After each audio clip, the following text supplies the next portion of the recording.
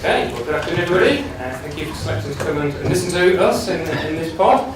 So, I'm the Managing Director of Oxford Bus Company, and what I'm going to achieve this afternoon is to enlighten you a bit about the value of the bus, the economy in Oxfordshire, but also to give a flavour of the partnerships that we have in Oxfordshire to keep the bus at the centre of everything the city does and how important it is to the economy of the city. So just to give you a flavour of who else is in the pod, we've got Oxfordshire County Council, John Bisley, we'll be talking about LTP4, Local Transport Plan 4, and the Oxford Transport Strategy. We've got Louise Chantal from the Oxford Playhouse, who will give you some information on how that works and the finance behind that. And we've also got Alex from Grosvenor, who's the developer at Barton Park, who'll be interested to see what he has to say. Just some quick facts about Oxford Bus Company, for those who don't know. We are part of the Go Ahead Group PLC, so we run 4 rail franchises now, I think. London Midland, South Eastern, Southern, Gatwick Express, etc. We've been the headlines of it this week. We've been here since 1881. We've got 163 vehicles across the city. What people often don't realise is we've got 650 staff and we're actually the 7th largest employer in Oxford City. People don't often appreciate that. We have our business segmented into 5 brands. We operate from all the park and ride sites in Oxford. Plus we've got airport coaches to Heathrow and Gatwick airports and also into London. Our turnover is £38 million a year, 19 million passenger journeys per annum on our vehicles. We're locally managed, which I must stress. I have full autonomy to make the decisions in Oxford, which is great. And our average age of fleet is 5.1 years, so we have a very modern fleet. So here we are, the economic value of the bus. What is it then? I mean, it is a well-oiled machine that contributes to all this. I just want to give you some quick facts. I have to lift this from the paper, I don't get it wrong. But buses provide vital access basically to jobs, facilitate access to shopping and leisure facilities, especially in towns and city centres, and bring added value to society as well in terms of social welfare and public health. And I'm just going to give you some facts from an organisation called Greener Journeys that does a lot of work in the economic value of buses. And I'll just quote you a few facts from their reports on a national basis. So there are 5 billion bus journeys made each year nationally, which is 3 times as many as rail. So often bus is seen as the Cinderella of the transport industry, whereas actually more people use buses than trains on a national context. And there's also lots of pressure on local authorities to increase city centre car parking, remove bus priority measures, etc. But really the message is that if you remove bus priority and make bus travel less favourable, then the local economy and local communities will actually suffer, and that's an important bit that we need to remember in Oxford. So just a few quotes of some of their reports. Buses and economic growth that was done in 2012. Every year bus users make 1.4 billion shopping trips and spend an estimated 27 billion on retail goods. 2.5 million use the bus to get to work, with a further 1 million using it as a backup if their car's in for service or anything like that. So that's an important fact to remember. Buses are vital to tackling congestion as well. It costs the UK economy £11 million a year. And again, this report identified that for targeted investment in bus priority, for every £1 you spend, you can get £3.32 of net economic benefits. And that is an important point to remember when we are looking at additional bus priority. We have things like the concessionary fare scheme. The government's decided to give free travel to OAPs after 9 o'clock, well 9:30 actually on weekdays and all weekends. And again, 80% of people eligible for that have actually taken that up. And that has led to a big increase in demand in bus travel. And in 2013, it delivered more than 1.2 billion trips to 12 million passengers. So it's an important part of it as well. Gives OAPs more freedom to travel as well. Older people can be more active, and they can get more involved in society. And the long-term challenge is between 2012 and 2037, the number of people in England over 60 is expected to grow from 12 to 18 million. So that's going to give us a big challenge. But looking at it in an Oxford context, in the city centre at any one time, 55 to 65% of people have got there by bus, which is a fantastically high number. If you compare that to somewhere like Wickham, the number is 7%. So that's how stark the difference is in Oxford. Park and Ride, obviously been there since 1973, it's well established in Oxford.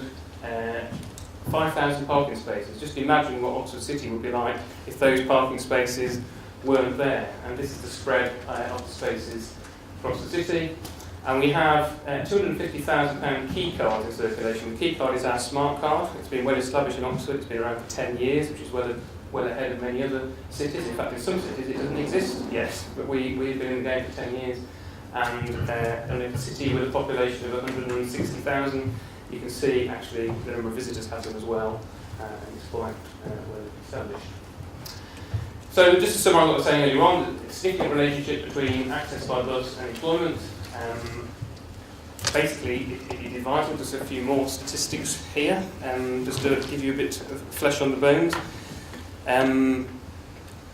People in urban areas who are unemployed and seeking work depend heavily on the bus for access to employment. 1,000 people were asked by Greener Journeys about how important the bus was to them, and some basic facts were 57% did not have access to a car or motorcycle, or even had a driving licence.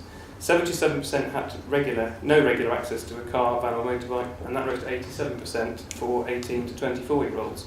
So there is a heavy reliance on the bus, and it was also revealed that in 18 to 24-year-olds, almost 25% had missed out on a job opportunity because there was no bus available to them, which is a massive number, so it is vitally important. People who are unemployed seeking work depend heavily on the bus to get a job, and it's particularly prevalent in those groups there. Again, these reports from Greener Journeys included that it's a vital artery for shopping trips. 70% of non-food shopping trips are to town and city centres, with 30% out of town, plus users contribute 22% of expenditure on non-food and entertainment nationally. So it's a big number, and I've mentioned the social insurance dimension. So I just want to go into now a bit of the partnerships that we have in Oxford and Oxfordshire to try and keep the bus at the centre of people's attention, and also to realise the economic benefits that it can bring. So we work with over 100 companies in Oxfordshire on ticketing. If you're interested in tickets, we want to talk to you. There's the contacts at the bottom. We can come up with some solutions bespoke to your individual business. Some of the things that we do is for higher volume customers that we have, such as the NHS Trust, the City Council, the County Council, we can offer an additional 5 to 10% discount on tickets you might see over the counter, as it were. We have a self-managed business-to-business portal that we can educate you about and how you can make it work for you.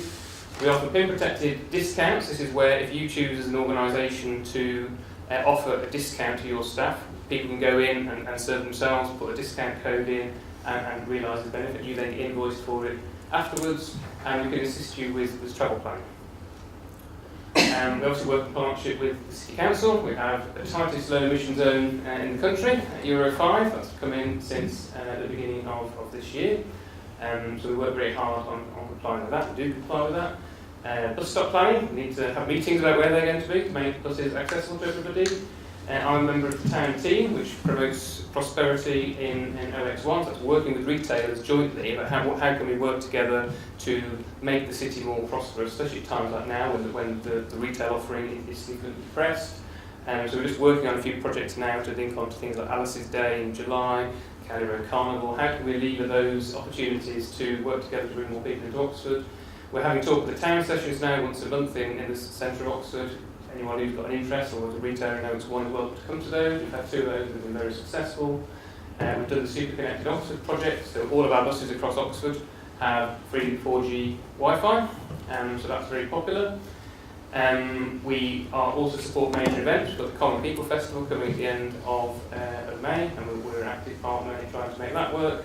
And we have regular meetings with Bob to discuss issues of mutual interest. We've also got a very strong partnership with Brookes University. We've run the Brookes bus contract since 2009. We were awarded again in 2014 for 5 to 7 years. 20 buses on a dedicated network.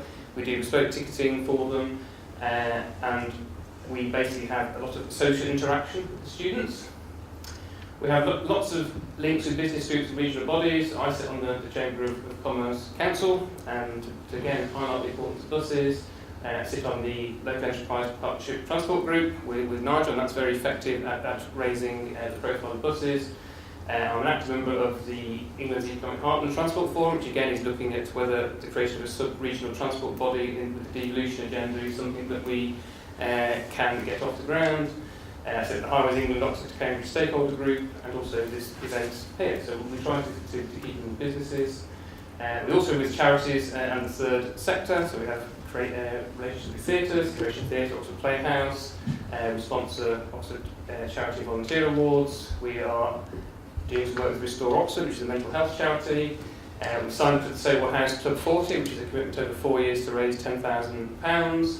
Helen Douglas House, Roundtable 5, the list goes on and on and on. We have lots of links with charities in the third sector. Westgate Shopping Centre is coming along, due to open in October 17. A lot of planning on where the bus stops are going to be. The high-profile closure of Queen Street and how that might work and can we make it work. But basically working with them to create a world-class customer experience, customer information, welcome hosts, etc., etc. We have a very long-established partnership with Low Carbon Oxford. They have Pathfinder in 2011. My finance and commercial director is also a non-exec director of the Low Carbon Hub. We've got solar panels on our roof at Cowley House, which has gone down very well and gives a benefit to the community. We've had site visits to the depot, etc., etc., etc. Oxford United Football Club, this is one of our most recent developments. We now sponsor the ladies team and Girls Development Centre for the season. Partnership working at the recent Oxford United Wembley match.